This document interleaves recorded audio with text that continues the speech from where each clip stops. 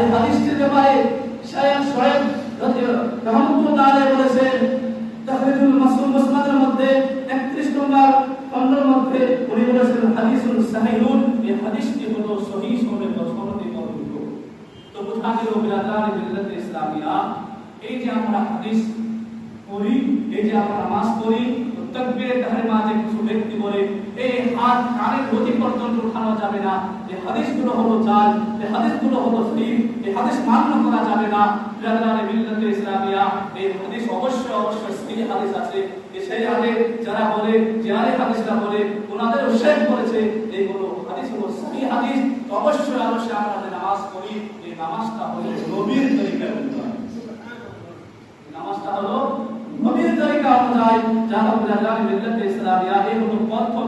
শুধু আমি দুই একটা হাদিস পেশ করলাম, প্রায় অনেকগুলো হাদিস আছে, এর উপরে সহিহ হাদিস আছে, এর উপরে সহিহ হাদিস আছে অনেকগুলো।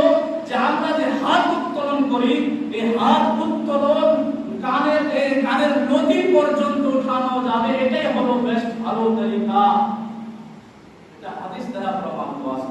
এরপরে আছে যে আমরা হাত উঠার পরে হাত বাঁধি, বুকে বাঁধবো না আমরা নাকের নিচে বাঁধবো, সময় নাই ইনশাআল্লাহ আজিজ।